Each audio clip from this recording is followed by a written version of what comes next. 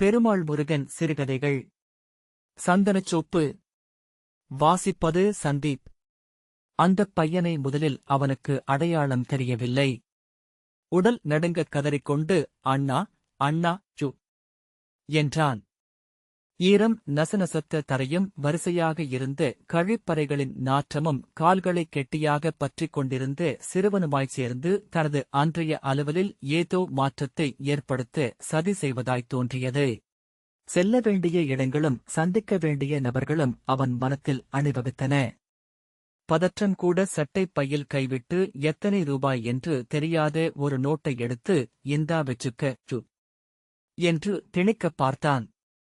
இரக்கத்தை தோற்றுவிக்க முயலும் அழுகை.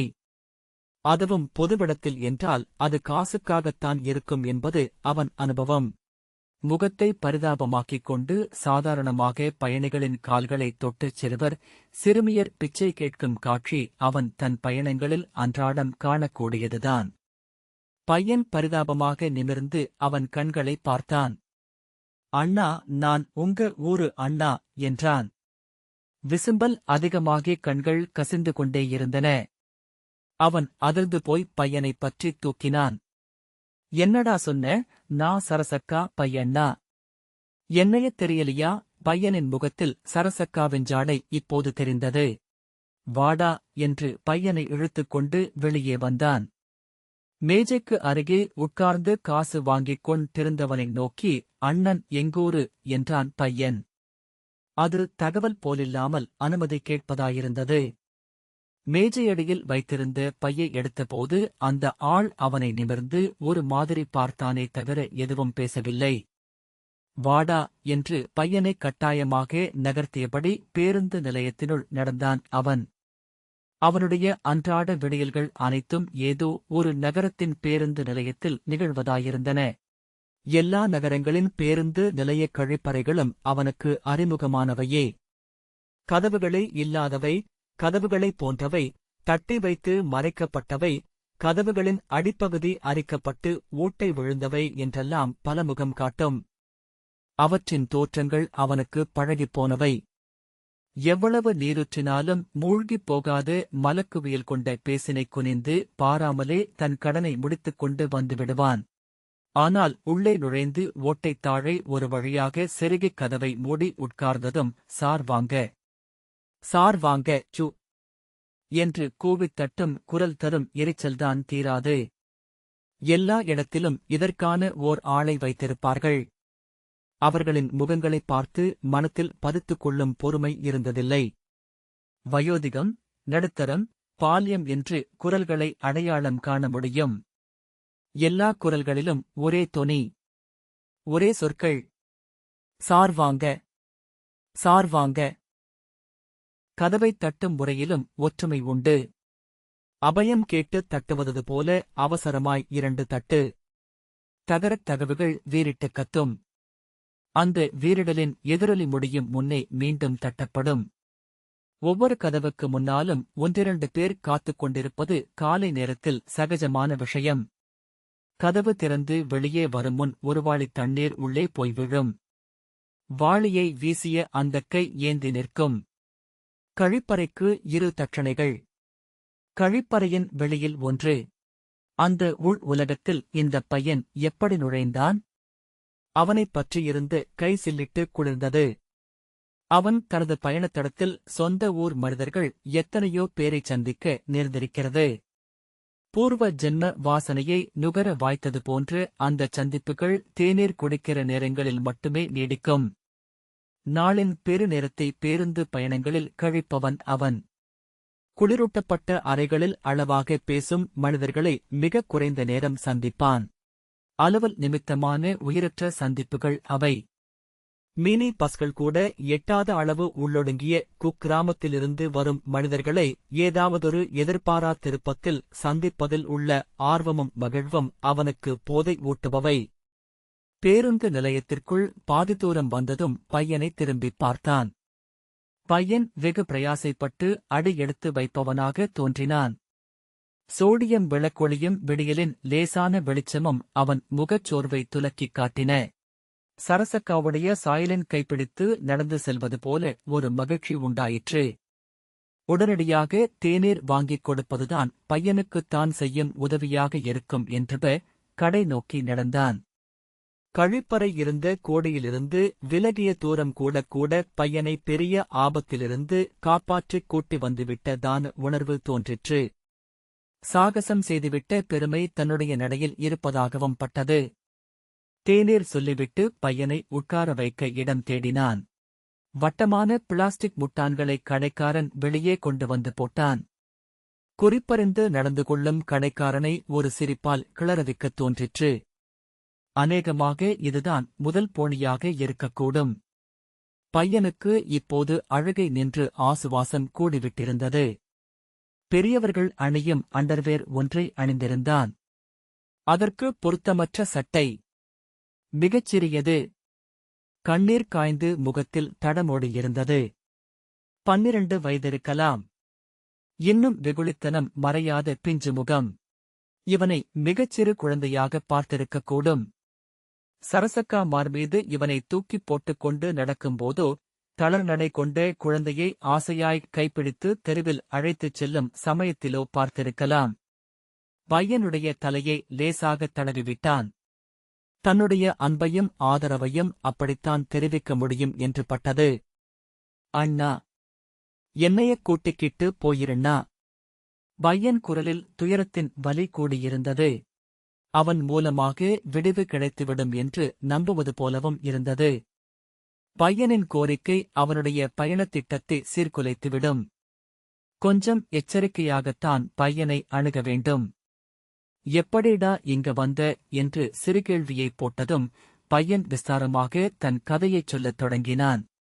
அவ்வப்போது இடையில் நுழைந்து பையனை விஷயத்திற்கு கொண்டு வர வேண்டியிருந்தது.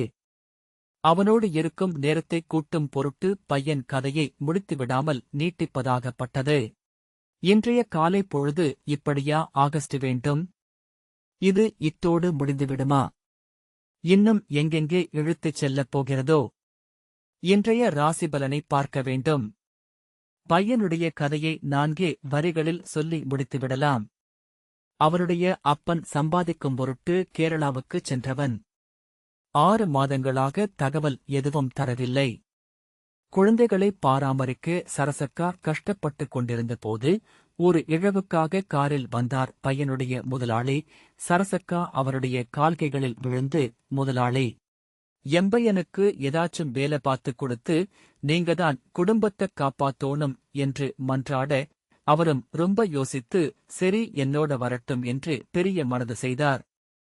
பெரிய ஹோட்டல், பேருந்து நிலைய, சைக்கிள் ஸ்டேண்ட், கழிப்பறை குத்தகை என பல தொழில்கள் செய்து வரும் முதலாளி. இப்பத்திக்கு இங்க இருடா, அப்புறம் ஓட்டலுக்கு வந்தரலாம் என்று சொல்லிக் கழிப்பறை கதவுகளை தட்ட அனுப்பிவிட்டார். இந்த விஷயத்தை பையன் பலவித பாவங்களில் சொன்னான்.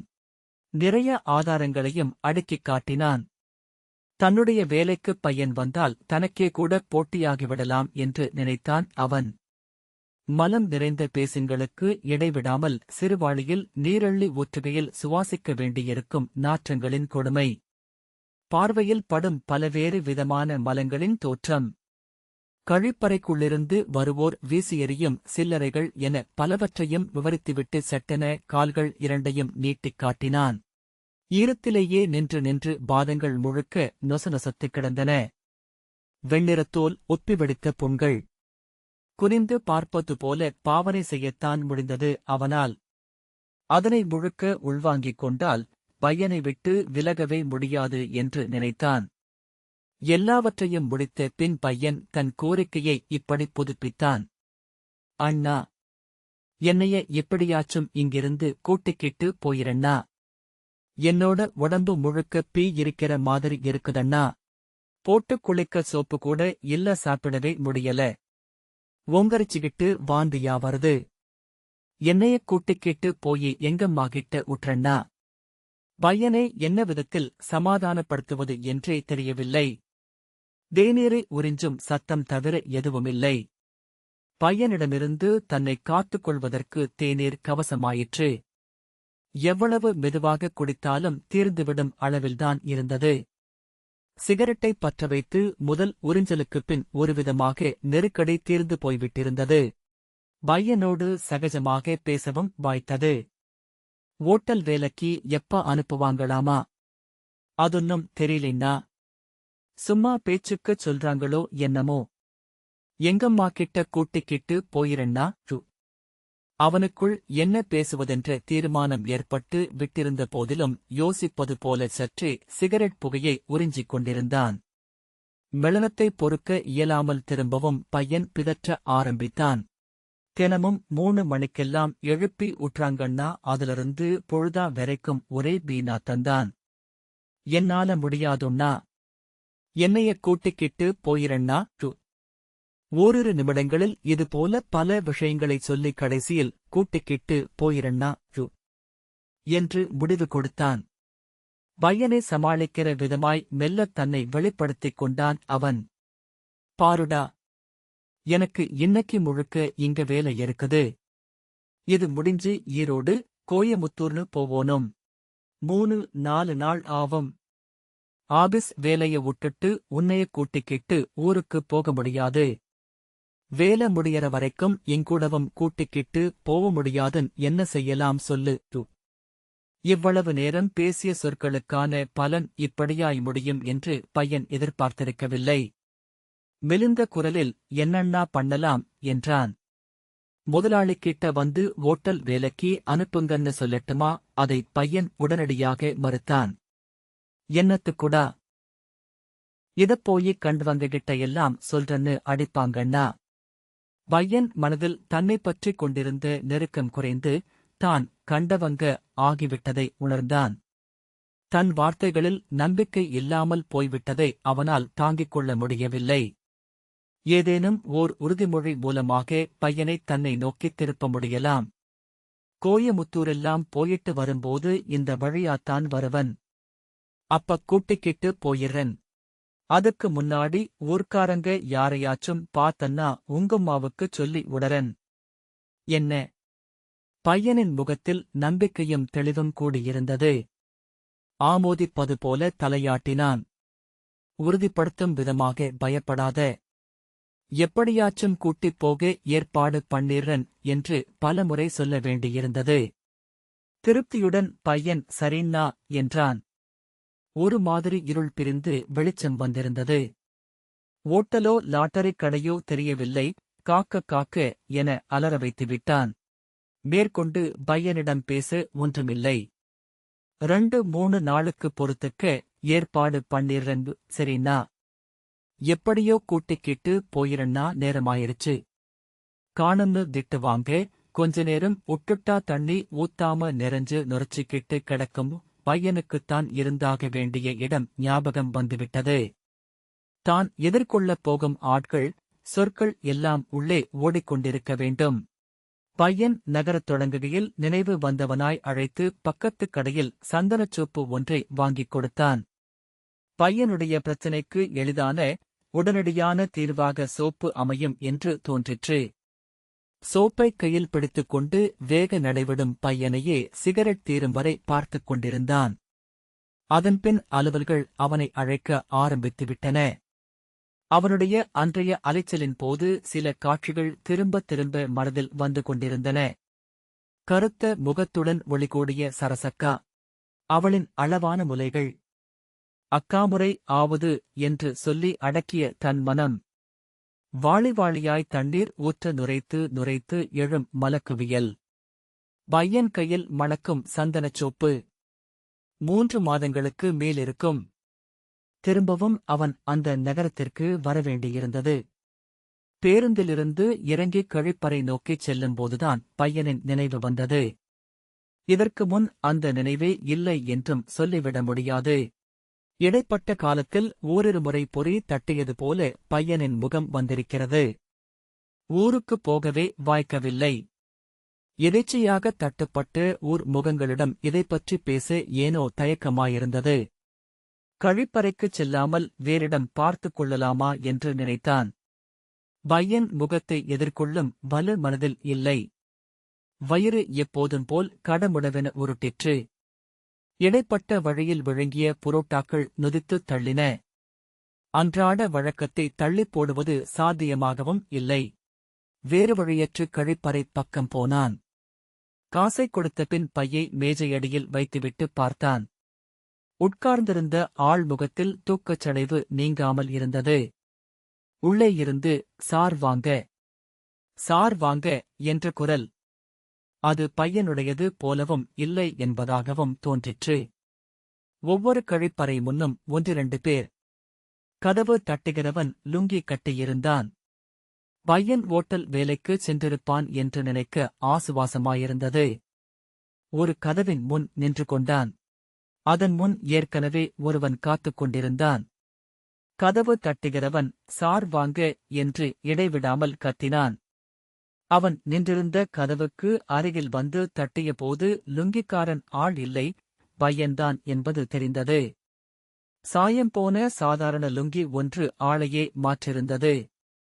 பையனை கூப்பிடலாமா வேண்டாமா என்று ஒரு கணம் தயக்கம் கொண்டான். வந்த சுவடு தெரியாமலே போய்விடுவது நல்லது. பையனிடம் தன்னை காட்டிக்கொள்ளாமலே கழிப்பறைக்குள் போய்விட்டு நகர்ந்துவிடலாம். அது தர்மமில்லை என்றொரு குரல் சன்னமாக அவன் ஆழத்தில் இருந்து கூவிக்கொண்டிருந்தது. அக்குரலுக்கு செவி கொடுத்து பையனிடம் பேச முடிவு செய்தான். அதற்குள் பையன் வரிசையின் கோடிக்குச் சென்றிருந்தான். அவன் கையில் நீர் நிறைந்த சிறுவாளி இருந்தது. கைதட்டிக் கூப்பிடவும் கூச்சம். பையன் பெயரைப் போன முறை கேட்டுக்கொள்ளவே இல்லை. அவ்வளவு நேரம் பையன் கதை சொல்லியும் பேரைக் கேட்டுக்கொள்ளத் தோன்றாத தன் அக்கறையின் மேல் வெறுப்பு கொண்டான். பேர் தெரிந்திருந்தாலும் இந்த இடத்தில் சொல்லி அழைப்பது சாத்தியமெனப்படவில்லை. பையன் திரும்ப வரட்டும் எனக் காத்திருந்தான். அவன் நின்றிருந்த கழிப்பறை கதவு இப்போதைக்கு திறக்குமெனத் தோன்றவில்லை. அவனுக்கு முன்னால் ஏற்கனவே ஒருவர் காத்திருந்தார். அதைப்போல ஒவ்வொரு கதவுக்கு முன்னும் 2 பேருக்கும் குறைவாக எதிலும் இல்லை. இன்னும் புதிதாக ஆட்கள் உள்ளே நுழைந்து இடம் தேடிக்கொண்டும் இருந்தனர். பையனின் சத்தம் உள்ளிருக்கும் எவரையும் அசைத்ததாகத் தெரியவில்லை. ஏதோ ஒரு கதவு கிரிச்சிடும் சத்தம் காதை கிழித்தது. நடுவரை ஒன்றிலிருந்து வேட்டியை தூக்கிக் கட்டிக்கொண்டு ஒருவர் வெளிப்பட்டார். ஆளின் உருவத்தை பார்த்தால் வெகுநேரம் உள்ளிருந்திருக்க வேண்டும் எனத் தோன்றியது. உடனே அந்த அறைக்கு அருகே பையன் ஓடினான். வாளி நீரை உள்ளே வீசினான். நீர் சுவரில் விழுந்ததோ தரையில் விழுந்ததோ தெரியவில்லை. அவசரமாய் வேட்டி கட்டியவரிடம் ஓடிக் கையேந்தினான். வயிறு ஆசுவாசமாய் இருந்ததால் அவரும் சலித்துக் கொள்ளாமல் பையனுக்கு காசை எடுத்து நீட்டினார் போலும். பையன் செய்வது ஒரு முக்கியமான சேவைதான். அவனிருக்கும் பக்கமாக பையன் வந்தான். குரல் அனிச்சையாக சார் வாங்கற என்றும் கை கதவை தட்டிக்கொண்டும் வந்தன. சற்றே எட்டிப் பையன் தோள்மேல் கை வந்தான். அவசரப்படாதீங்க சார், வந்துருவாங்க என்று சத்தமாக கத்தியபடி அவனை பார்த்தான். சட்டென அடையாளம் உணர்ந்தான் பையன். அண்ணா, நீங்களா? எப்ப வந்தீங்க? பையனின் ஆச்சரியமும் வரவேற்பு வாசகங்களும் அவனுக்கு சங்கடத்தை உண்டாக்கின. முன்னால் நின்று கொண்டிருந்தவர் அவன் பக்கம் திரும்பி லேசாகச் சிரிப்பதாகப்பட்டது. பையனுக்கு பதில் பேசாமல் நின்றான். அண்ணா, இருங்க என்றவன் வேகத்தோடு ஓடிப்போய் கதவுகளைத் தட்டினான். வாங்க சார் என்ற அவன் அழைப்பு வாசகத்தில் சலிப்பும் ஆணையும் இருந்தன. ஒரு கதவு மெல்லத் திறப்பதற்கான அறிகுறிகள் தென்பட்டன. அதனருகே ஓடி நின்று கொண்டு அண்ணா வாங்க, அண்ணா வாங்க என்று கத்தினான். போவதா வேண்டாமா என்று தீர்மானிக்க முடியவில்லை. அவனையே எல்லோரும் பார்த்துக் கொண்டிருந்தனர். பையன் வாங்கண்ணா சீக்கிரம் என்றான். அந்த அறைக்குள்ளிருந்து சுருட்டிவிட்ட பேண்டுடன் ஒருவர் வெளியேறினார். எல்லோரின் பார்வையைத் தவிர்ப்பதற்கு வழி பையனின் குரலுக்கு இணங்கிவிடுவதுதான். வயிறுங்கூட முடுக்கியது. பையனை நோக்கிப் போனான். யாரோ ஒருவர் இதுக்கு கூட ஆள் புடிச்சு வச்சிருக்கறாங்கப்பா என்று முனகுவது நன்றாகக் கேட்டது. தலையைக் குனிந்தபடியே போனான். அந்த அறைக்கு முன்னால் நின்றிருந்தவர்களை ஏறெடுத்தும் பார்க்கவில்லை. நீரை பொறுப்பாக ஊற்றினான் பையன். அறைக்குள் போய் தாழிட்டான். அவன் மீண்டும் தாழை திறக்கும் வரை கதவு தட்டலோ அவசரப்படுத்தும் கூக்குரலோ வரவே இல்லை. எந்த அவசரமும் இல்லாமல் பொறுமையாக உள்ளிருந்து வயிற்றைக் காலியாக்க முடிந்தது என்றாலும் பையனின் கவனிப்பு மிகுந்த வெட்கத்தை உண்டாக்கிற்று. கதவு திறந்து வெளியே வந்தவுடன் பையன் வரவேற்க நின்றான். சிறுவாளியை தண்ணீர் தொட்டியின் மேல் வைத்துவிட்டு, வாங்கண்ணா என்று கையைப் பிடித்துக் கொண்டான். சுருட்டிய பேண்டை இறக்கிவிடத் தோன்றாமலும் மற்றவர்களைப் பார்க்க கூசியும் பையனோடு வெளியே வந்தான். பையன் கல்லாவில் காசு வாங்கிப் போட்டுக் கொண்டிருந்தவரிடம் எங்கோரு அண்ணன் வந்திருக்காரு, அவரோட போயிட்டு வந்தர்றேன் என்று சொன்னான். கூட்டம் இருக்கிறப்ப எங்கடா போற என்ற அதட்டலை வெகு உரிமையோடு எதிர்கொண்டு வந்தர்றண்ணா என்று அழுத்தமாகச் சொல்லிவிட்டு வந்தான். அவனுடைய பையைத் தானே தூக்கிக் கொண்டான். லுங்கி கால்வழிய புரள நடந்தான். பின் ஒரு கையில் பையையும் மற்றொரு கையில் லுங்கியின் முனையையும் பிடித்துக் கொண்டான். பையனோடு என்ன பேசுவது என்றே அவனுக்குத் தோன்றவில்லை. ஊருக்குப் போகாதது, பையனுடைய அம்மாவிடம் தகவல் சொல்லாதது, வாக்குக் கொடுத்தபடி வந்து கூட்டிப் போகாதது எல்லாம் மனதில் ஓடிக்கொண்டிருக்க குற்ற உணர்ச்சியோடு அவன் நடந்தான். அந்த அதிகாலையில் பையன் வெகு சுறுசுறுப்பாக இருந்தான். இவன் பெரிய புடுங்கி, கூட்டத்தைக் கண்டுட்டான் என்று கல்லாக்காரனை திட்டிக் கொண்டே வந்தான். எந்த நேரத்தில் கேள்விகளை அள்ளி வீசுவானோ என்று பயமாக இருந்தது. அந்த ஊரைப் பற்றியும் மக்களைப் பற்றியும் என்னவோ சொன்னான். அவனுக்கு மனதில் பட்டும் படாமலும் இருந்தது. பையனை ஏதோ ஒரு கடைக்குக் கூட்டிப் போனான். தேநீர் சொன்னான். இந்தூர்ல எத்தனை நாளைக்கு இருப்பீங்கண்ணா என்று கேட்டான் பையன். இன்னைக்கு மட்டுந்தாண்டா, வேலை முடிஞ்சு கிளம்பிருவன் என்றான். பையன் கேட்கும் முன்பே முந்திக் கொள்ள வேண்டும் என்னும் எண்ணத்தில் தயக்கமாக ஊருக்குப் போக முடியலடா என்றான். பையன் சிரித்துக்கொண்டே கஷ்டந்தான் என்று சொன்னான். அது எவ்வளவோ ஆறுதலாயிருந்தது. மேற்கொண்டு அந்த பேச்சு தொடராமல் இருந்தால் நல்லது என்று நினைத்தான். அதுபோலவே ஆயிற்று. தேநீர் குடித்து முடித்தபின் எப்ப வந்தாலும் வாங்கண்ணா, நான் இங்கதான் இருப்பன் என்றான் பையன். திடீரென நினைவு வந்தவனாய் லுங்கியைத் தூக்கி உள்ளிருந்த டிராயருக்குள் எங்கோ கைவிட்டு கொஞ்சம் கடும் முயற்சி செய்து உருவினான். பலவிதமான மடிந்து கசங்கிய 100 ரூபாய் நோட்டுகள். 500 ரூபாய் இருக்குது. சம்பளமில்லாம நானா சேர்த்தது. நீங்க போவீங்களோ அனுப்புவீங்களோ தெரியாது. எங்கம்மாகிட்ட போயரோனும். அந்தப் பணத்தை மிகுந்த மரியாதையோடு பெற்றுக்கொண்டான் அவன். ஊருக்கு வர இன்னும் 2-3 மாசமாவும். அப்ப சம்பளப் பணத்தை வாங்கியாரன்னு சொல்லுங்கரு அவன் தலையாட்டினான்.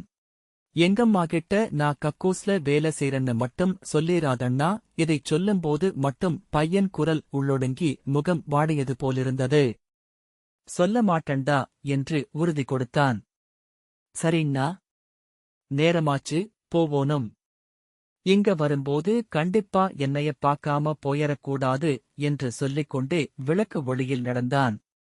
சற்று தூரம் போய் கொஞ்சம் சத்தமாக, நீங்க வாங்கிக் கொடுத்தீங்களே அதே சந்தன சோப்பத்தான் போடறன். நல்ல மணமா இருக்குது என்றான். அப்போது பையன் லேசாகச் சிரித்தது போலிருந்தது. இந்த வாசிப்பை கேட்டதற்கு நன்றி.